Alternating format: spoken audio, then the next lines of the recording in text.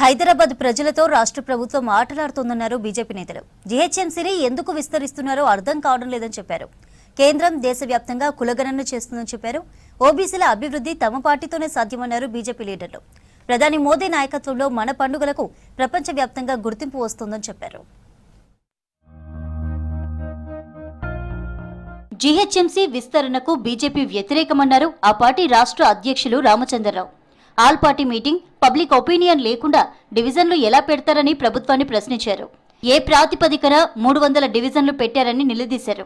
మజ్లిస్ కోసమే విలీనం చేశారనే అనుమానం కలుగుతుందన్నారు రామచంద్రరావు.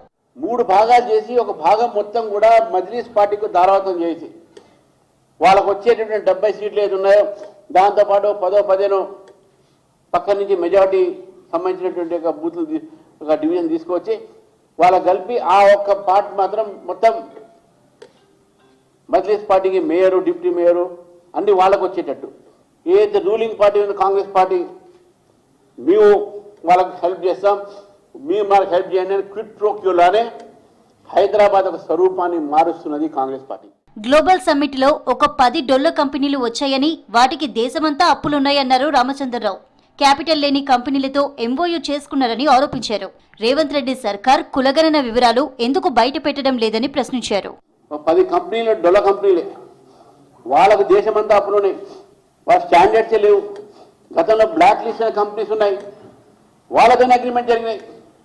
మీ ప్రభుత్వమే రిజెక్ట్ చేసినటువంటి ఒక కంపెనీలు దాంట్లో ఉన్నాయి.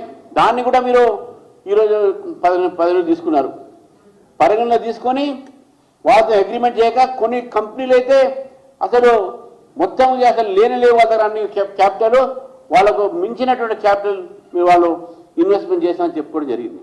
దీపావళి పండుగకు అంతర్జాతీయ స్థాయిలో అరుదైన గౌరవం దక్కడంపై హర్షం వ్యక్తం చేశారు కేంద్ర మంత్రి కిషన్ రెడ్డి.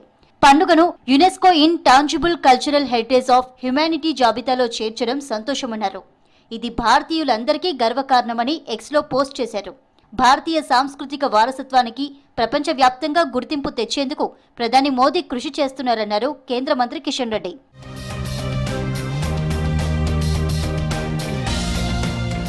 జనాభా ప్రకారం ఓబీసీలకు రాజకీయాల్లో రిజర్వేషన్లు పెంచాలని డిమాండ్ చేశారు BJP MP R Krishnaiah. OBC రిజర్వేషన్లపై క్రిమీ లేయర్ తొలగించాలన్నారు. ఢిల్లీ తెలంగాణ భవన్, అంబేద్కర్ ఆడిటోరియంలో జరిగిన బీసీ రిజర్వేషన్లు డిమాండ్లపై చర్చలో పాల్గొన్నారు ఎంపీ కృష్ణయ్య. ప్రధాని మోదీ అపాయింట్మెంట్ తీసుకుని బీసీ సమస్యలు వివరిస్తానని చెప్పారు.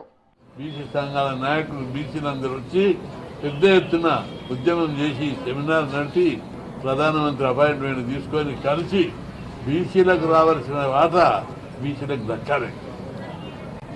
చాలా మంది మాట్లాడతారు బీజేపీ ప్రభుత్వం ఏం చేసిందని. బీజేపీ ప్రభుత్వము బీసీలకు బాగా చేసిందని నేను ఈ సందర్భంగా గుర్తు చేస్తున్నాను. బీసీల అభివృద్ధి తమ పార్టీతోనే సాధ్యమన్నారు బీజేపీ నేతలు. కేంద్రం దేశవ్యాప్తంగా కులగణన చేయాలని నిర్ణయించిందని చెప్పారు.